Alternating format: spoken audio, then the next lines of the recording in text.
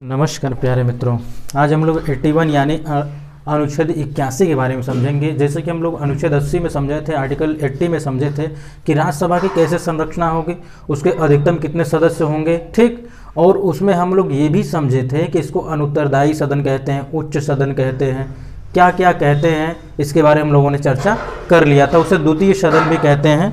जैसा कि आप लोग अगर जानते हैं, आप पिछला वीडियो अगर आप देखे होंगे, तो अगर उसे द्वितीय सदन कहते हैं तो जाहिर सी बात है लोकसभा को क्या कहा जाएगा, प्रथम सदन कहा जाएगा, ठीक। उसको उच्च सदन कहा जाता था तो इसे क्या कहा जाएगा, उसे निम्न सदन कहा गया था, सॉरी, उसे निम्न सदन कहा गया था, तो इसे क्या कहा जाएगा, उच्च सदन कहा जाएगा।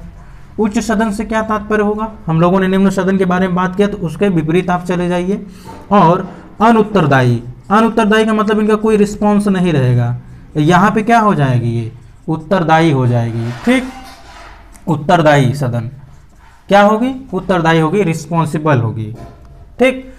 और हम लोगों ने बात किया था कि जो राज्यसभा के सदस्य हैं वो अप्रत्यक्ष रूप से, कैसे, अप्रत्यक्ष रूप से, इनडायरेक्टली, इनडायरेक्ट क्या होते हैं, इलेक्टेड होते हैं। ये कैसे होते हैं कि ये विधानसभा, किसी राज्य के विधानसभा के जो निर्वाचित सदस्य होते हैं वो क्या करते हैं, राज्यसभा के जो सदस्यों का निर्वाचन होता है यानी चुनाव होता है, उसमें ये लोग क्या करते हैं, भाग लेते हैं, क्या लेते हैं, भाग लेते हैं। लेकिन यहाँ पे हम लोग क्या समझेंगे कि लोकसभा क्या होगी, लोकसभा में जो है जनता द्वारा ये प्रत्यक्ष रूप से चुने जाएंगे। जैसा कि आप लोग जानते होंगे, हम लोग आर्टिकल 80 तक चर्चा कर चुके हैं। अगर आप इससे पहले वाले वीडियोज़ नहीं देखे होंगे तो आप अपने ही चैनल पर एक प्लेलिस्ट बनी हुई है, भारतीय संविधान के अनुच्छेद नाम से एक प्लेलिस्ट बनी है, आप उसको अवश्य देखिए, जिसमें आप ये सब चीज़ें पाएंगे। तो आइए अब हम लोग बात करते हैं। एक चीज़ें उसमें छूट गई थी राज्यसभा वाले में, राज्यसभा की संरचना में, कि जिसमें 12 सदस्य राष्ट्रपति क्या कर सकते हैं, मनोनीत कर सकते हैं। कितने सदस्य, 12 सदस्य। इसके लिए एक पर्टिकुलर आर्टिकल है, हम लोग उसमें विस्तार से समझेंगे। लेकिन यहाँ पे क्या हुआ था बातें कि 12 सदस्य क्या होते हैं, इसके मनोनीत किए जा सकते हैं राज्यसभा में। लोकसभा में क्या होगा कि केवल 2 आंग्ल भारतीय। ये आंग्ल भारतीय कौन होते हैं, आज हम लोग इसके बारे में भी समझेंगे, क्या होते हैं आंग्ल भारतीय, ठीक।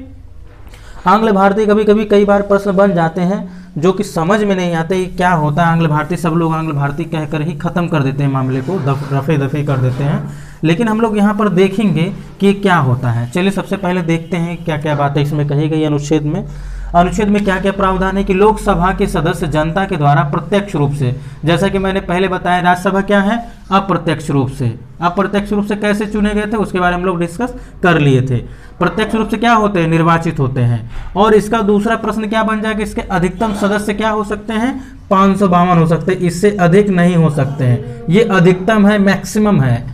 जिसमें 2 आंग्ल भारतीय, जिसमें 2 आंग्ल भारतीय क्या समुदाय से, अगर इनका प्रतिनिधित्व नहीं होता है, कंप्लीट प्रतिनिधित्व नहीं होता है, तो क्या किया जाता है, इनके 2 आंग्ल भारतीय समुदाय के सदस्य को क्या किया जा सकता है, मनोनीत किया जाता है। किसके द्वारा, ये भी प्रश्न बनते हैं, राष्ट्रपति के द्वारा, ठीक। करना अनिवार्य नहीं है, करना अनिवार्य नहीं है, ये मेंशन करने का क्या तात्पर्य है कि अगर इनका प्रतिनिधित्व कंप्लीट है, संपूर्ण है, तो इनको जरूरी नहीं है इनका मनोनयन करना। अगर नहीं है तो 2 आंग्ल भारतीय समुदाय के सदस्य को क्या करेंगे, राष्ट्रपति महोदय क्या करेंगे, मनोनीत करेंगे, ठीक, मनोनीत करेंगे। वर्तमान में लोकसभा के सदस्य की संख्या कितनी है, 543 यानी 543 + 2।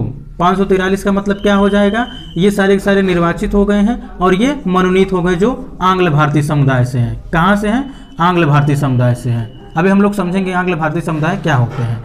लोकसभा के एक सदस्य न्यूनतम 10 लाख लोगों का क्या करते हैं, प्रतिनिधित्व करते हैं, ठीक। कितने लोगों का, एक सदस्य होगा, एक सदस्य जो होगा लोकसभा का वो 10 लाख, ठीक, 10 लाख लोगों को क्या करेगा, प्रतिनिधित्व करेगा। लोकसभा राज्यसभा की अपेक्षा अधिक शक्तिशाली है।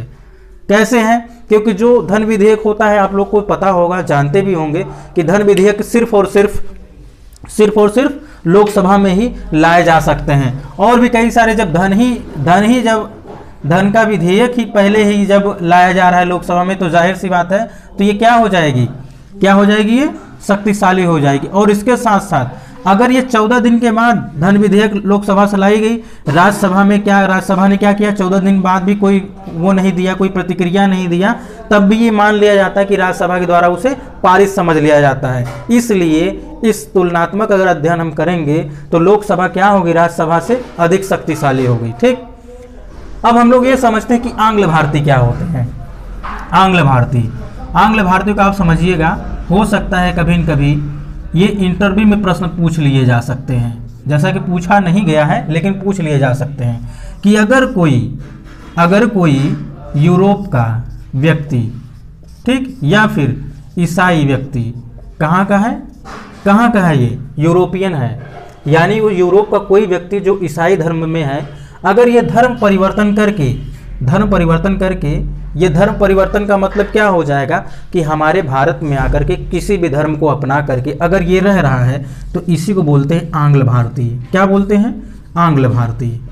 ठीक, एक बार फिर से समझिएगा कि कोई भी व्यक्ति, कोई भी समुदाय जो ईसाई धर्म में है, ईसाई धर्म को का आचरण और व्यवहार प्रचार प्रसार कर रहा है, और ये यूरोपियन है, लेकिन ये धर्म परिवर्तन करके आके भारत में अगर रहने लग जाए तो इसको बोलेंगे आंग्ल भारतीय। क्या बोलेंगे, आंग्ल भारतीय।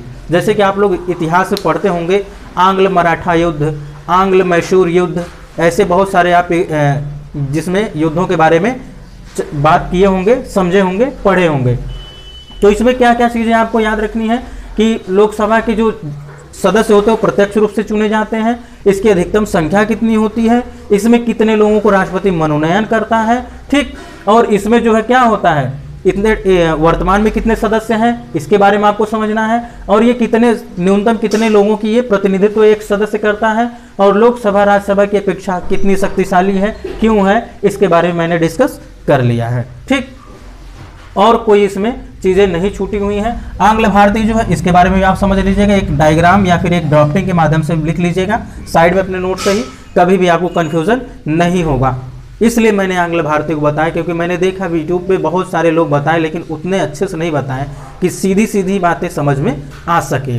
तो मित्रों, आज हम लोगों ने आर्टिकल 81 के बारे में चर्चा कर लिया है। अब हम लोग नेक्स्ट आर्टिकल 82 के बारे में चर्चा करेंगे। मिलते हैं हम लोग नेक्स्ट वीडियो में, तब तक के लिए नमस्कार।